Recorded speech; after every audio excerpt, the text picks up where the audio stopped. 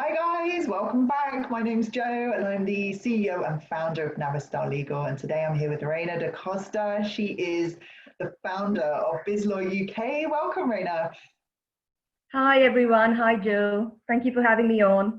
Thank you for joining. Today we're going to talk a little bit about stepping into business after a life of law.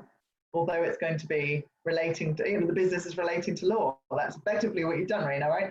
So we're going to find out a little bit about the law of business and the business of law from somebody who's living it and breathing it and walking it and who's supporting other businesses at the same time. Reina, why don't you tell me about your background, how you ended up with your own practice? So, Jo, I'm a qualified solicitor. I'm sort of nearly 20-year qualified solicitor, unfortunately, in terms of age. But yes, it does help me with experience. I used to be General Counsel with a multinational. I was with a media broadcaster for around 12 years. And then when the recession hit, I was getting a bit itchy and I thought, I always wanted to be my own boss. And I said, if I don't set up on my own right now, I'm never going to do it. And so I just took the plunge. I had a lot of connections and a lot of supporters who helped me when I started by referring clients to me. And then I grew it into this business, which is now a very innovative, one-stop holistic legal services consultancy. We act quite often as in-house lawyers as well for businesses. As their sounding board, and also connecting them with other connections we might have to help them grow.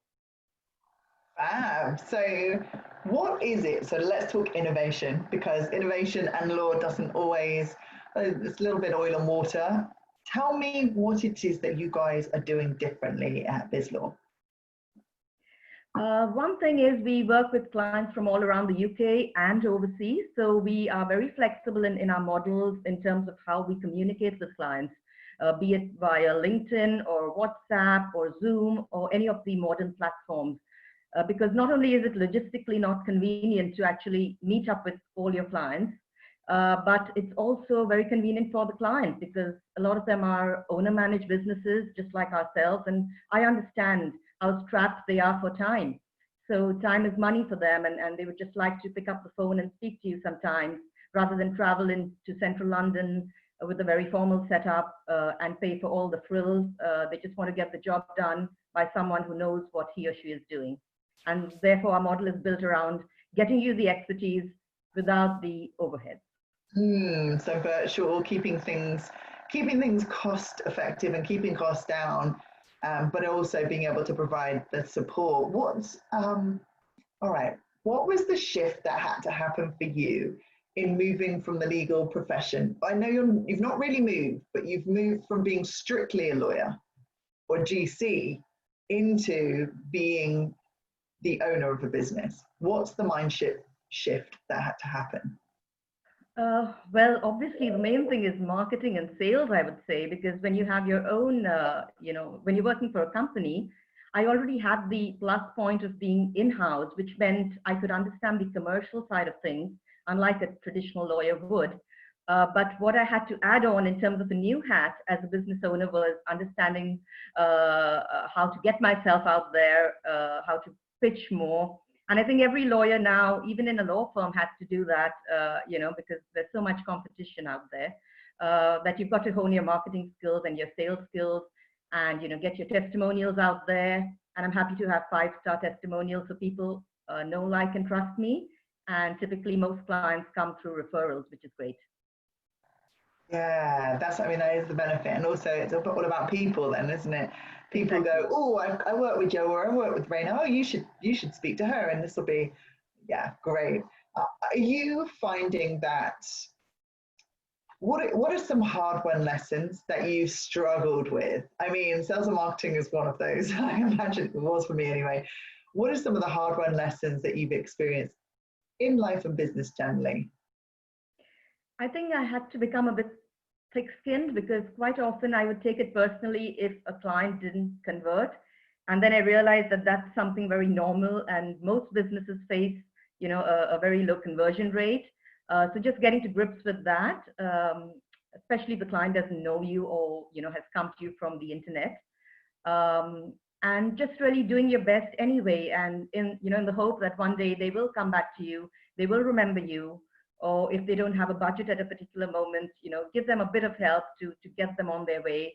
Be a bit flexible with budget, to help them when they're starting out, so that later on, they think of coming back to you when they've grown. Great guidance. Are you finding that you are becoming less risk averse? And if so, how? Yes, definitely. I mean, as a business owner, you've got to sort of take calculated risks. I wouldn't say I take too many risks, to be honest. I haven't really wanted to grow the business to such an extent that I'm overwhelmed, because the whole reason that I set it up was to have a work-life balance around family and to, be in control of my life. And I think that's worked quite well. So really having too many responsibilities would, by spending a lot of money on marketing and advertising and really growing very big, would probably be outside my comfort zone anyway. I come from a family of professional doctors who were self-employed and who had this niche, customer base, and I think I'm sort of heading the same way. Right. So it's in the family. It's in the blood. Being a business guru. Hopefully. Hopefully, exactly. Are you finding that lockdown has shifted you or your client in any particular way? What's been the impact of lockdown? I think a lot of the clients are bread and butter clients, which would be, clients that do contracts or trademarks, are probably needing the service but hesitating a bit in terms of when to say yes. So they're dragging their feet a bit. We're also finding a few of our clients having different sorts of issues. So, for example, I recently dealt with an agency contract where the US company, committed. We had drafted the contract, and the US company committed to a 1-year term, but then backed out because of COVID. And because the contract was drafted so well, they're now looking at settling and giving some sort of compensation to our clients, which is really good and useful for our clients, because it would be very difficult to actually go ahead with enforcement. Yeah, of course, because they're based elsewhere, and that's very difficult, particularly cost-wise, to get that to enforce, I guess. Amazing. Are there any positive things that you find that you're learning from your clients relating to your business? I've been surprised by some of the clients being very friendly and wanting to connect with me in different ways, because we offer not just legal services, but we connect people with others. So really being very interested in that side of the business, and reaching out to us for help, so that we can connect them to our connections. And that's been quite nice. Also, a lot of clients where we're working with the Harrow Council to do a free legal health check for smaller businesses in the borough.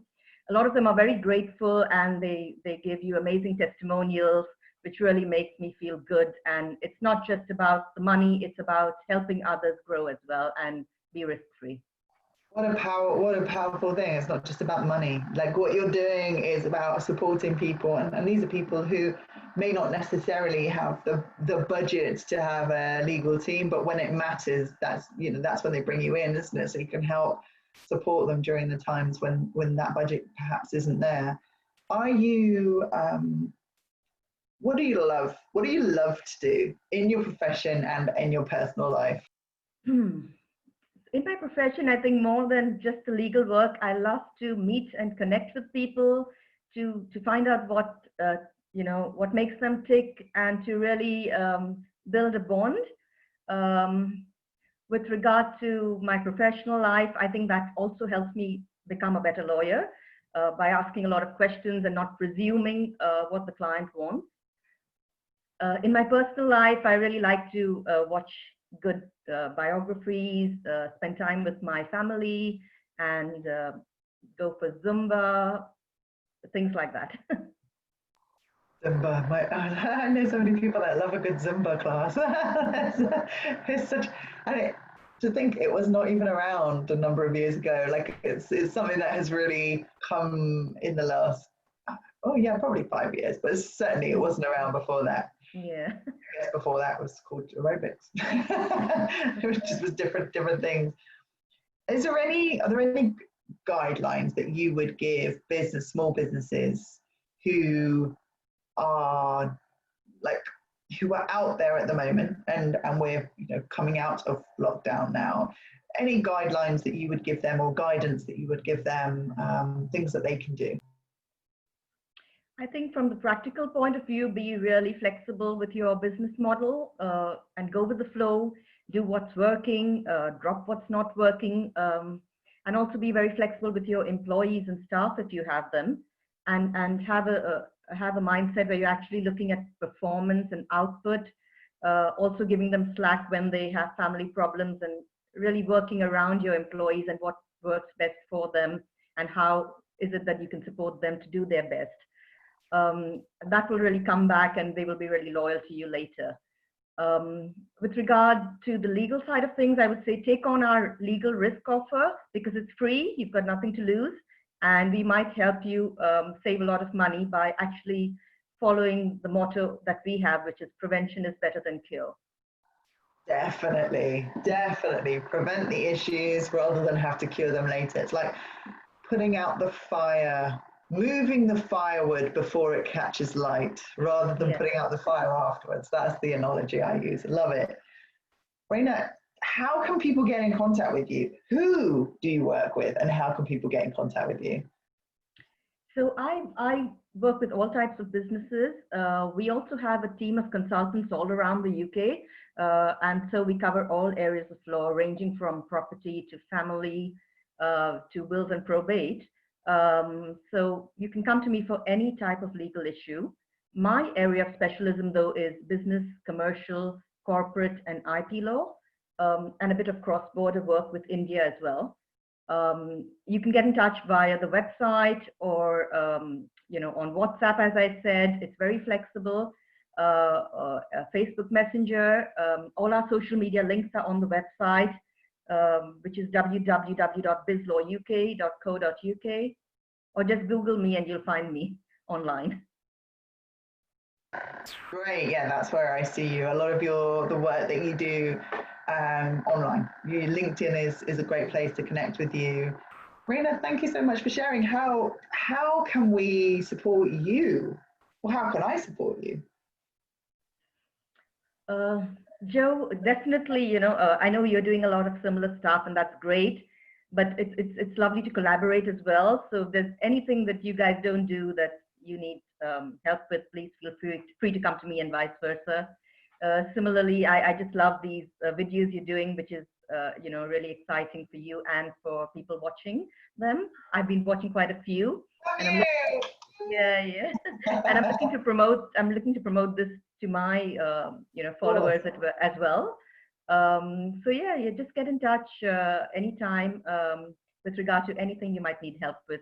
Yeah, I always think of you as the media person. Like, who do I need to get? Like, oh, there's a media issue. Okay, let's go to Reina. Let's talk to her about what's going on. Fabulous. Look, Reina, thank you so much for joining us on this podcast, this video conversation about the laws of business and the business of law. For those of you watching, I hope you've gained some value, certainly some valuable insight into other people's businesses, what people are doing and how they're doing it, the thought processes that are going on. For me, it's about twofold: really promoting the people that are in business, and also promoting the supporters of those people within business, because if we're not supporting each other as small businesses, I fear that we don't have other people that are, we need to bandy together. We're all in this together, as the slogan says. So thank you, Reina, again. Thank you all for watching. Do subscribe here and here. I think we're at number 45 today, 45 subscribers. And yeah, if you're watching this on LinkedIn, then please do like or share. Thank you guys for joining us. Join us again for another Laws of Business and Business of Law. And Reina, thank you again. See you soon. Thank you so much, Joe. Lovely speaking to you again. Bye.